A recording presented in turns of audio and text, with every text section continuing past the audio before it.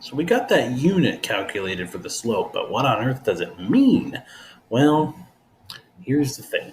The unit of the slope seems to suggest that it's some kind of mass. Um, hmm.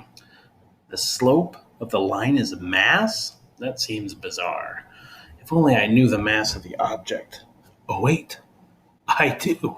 I held it constant. I held it constant throughout the whole thing. In fact, I measured it and I recorded it at the beginning of this lab. Oh, well, there it is right there. It's zero point 0.8 kilograms. So the actual mass is 0.800 kilograms. And the mass that I calculated was 0.5636. Gosh, that seems like a big error. In fact, if I found the error, what I would do is I'd take that. Let me just take this real quick. I do a 0.56 divided by 0.8.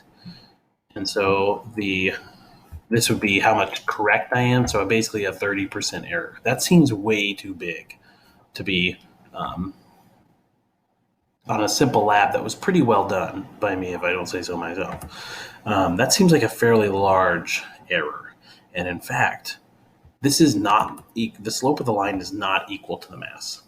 If we were to do a computer simulation, which would be 100% correct and 100% accurate of the same scenario, it would not be 0.8. In fact, I want to show you something real quick that I noticed on the graph. You notice how this looks like a pretty good line. It's very convincing that it's a line, but notice that even though the y-intercept is pretty small, all of our energies are pretty small too.